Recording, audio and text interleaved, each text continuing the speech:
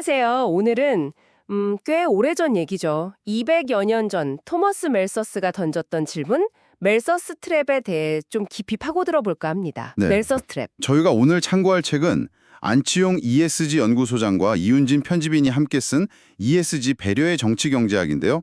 이 책을 통해서 이 오래된 개념이 지금 특히 ESG 관점에서 어떤 의미가 있는지 한번 살펴보려고 합니다. 어떻게 연결될 수 있을까요? 네, 그 멜서스의 핵심 주장은 사실 간단해요.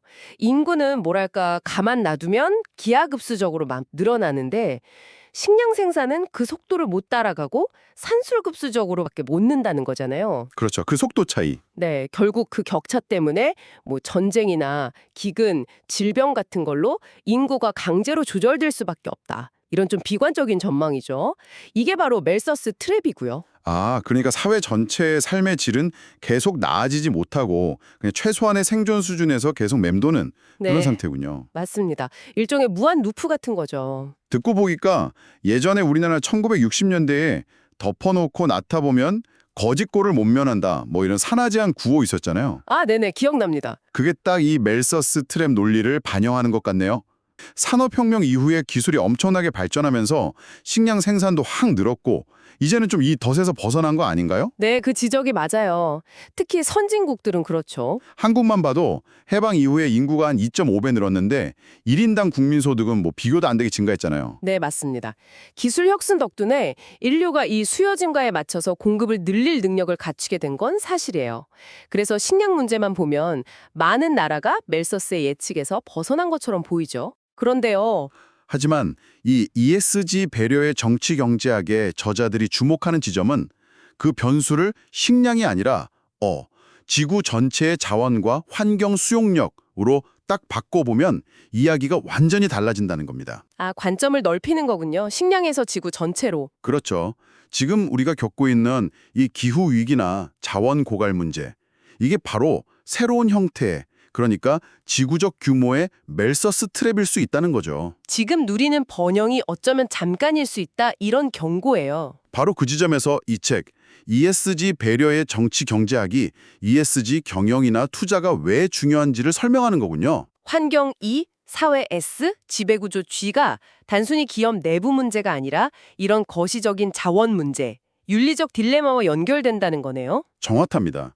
멜서스 트랩이 그 핵심 논거 중 하나가 되는 거고요. 근데 멜서스가 내놓은 해법은 정말 좀 충격적이에요.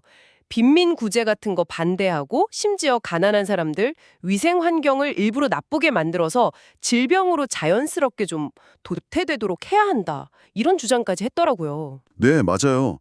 인구론 원문에도 그런 비슷한 맥락의 구절이 있죠. 뭐 마을의 도로는 더 좁게 만들고 집에 더 많은 사람이 바글거리게 하고 전염병이 다시 돌게 노력해야 한다. 이런 식이니까요. 정말 무서운 얘기네요. 그렇죠. 멜서스의 관점은 뭐랄까 가치 판단은 싹 빼고 그냥 효율성, 현상만 본 결과인데 이게 결국 다수를 위해 소수, 특히 가난한 사람들의 희생을 정당화하는 논리로 가기 쉬운 거죠. 바로 이 지점에서 ESG 배려의 정치경제학은 멜서스와 정면으로 맞서는 겁니다. 저자들은 특정 국가나 집단이 자기들 발전하자고 다른 지역 환경 망가뜨리고 노동력 착취하는 이런 현대 자본주의의 모습이 사실 본질적으로는 멜서스의 그 차가운 계산법이랑 크게 다르지 않다고 비판해요. 결국 소수만 그 덫에서 빠져나가려는 시도라는 거군요. 네. 그리고 그런 방식은 결국 모두를 더 큰 위험에 빠뜨릴 뿐이다 라고 지적하는 거죠. 그렇다면 멜서스의 경고는 단순히 인구랑 식량 문제가 아니라 이 한정된 자원을 두고 우리가 어떻게 대응할 거냐, 그 방식에 대한 근본적인 질문을 던지는 거군요.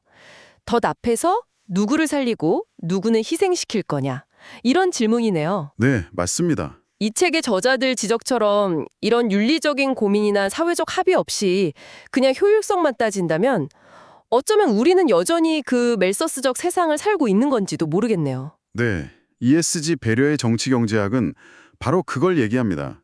멜서스 트랩이 그냥 옛날 이론이 아니라 지금 우리 앞에 기후위기, 자원고갈, 또 점점 심해지는 불평등 같은 문제로 모습만 바꿔서 나타나고 있다는 거죠. 기술 발전만으로는 좀 부족하다는 거군요. 네, 생산력 발전만으로는 이 근본적인 덫, 그러니까 한정된 자원과 인간의 끝없는 욕망 사이의 긴장을 완전히 풀긴 어려워 보인다는 겁니다. 그래서 저자들은 멜서스가 완전히 간과했던 것, 바로 배려와 연대, 이게 이 덫을 푸는 열쇠라고 강조해요. 배려와 연대요? 네, 이게 그냥 뭐 도덕적인 구호가 아니라 우리 모두가 지속 가능하게 살아가기 위한 필수적인 경제 원리다, 이렇게 주장하는 거죠. 오늘 저희가 나눈 이야기가 듣고 계시는 여러분께도 좀 깊은 생각할 거리를 던져드렸으면 좋겠습니다. 이 거대한 지구적 덫 앞에서 우리는 과연 어떤 선택을 해야 할까요? 그렇죠. 어려운 질문이죠. 또다시 누군가의 희생을 딛고서는 그런 멜서스적 해법을 반복할 것인지 아니면 이 ESG 배려의 정치경제학이 제안하는 것처럼 서로 연결되어 있다는 걸 인정하고 배려와 연대에 기반한 어떤 새로운 길을 찾아야 할지 한번 같이 고민해 보시면 어떨까 싶습니다.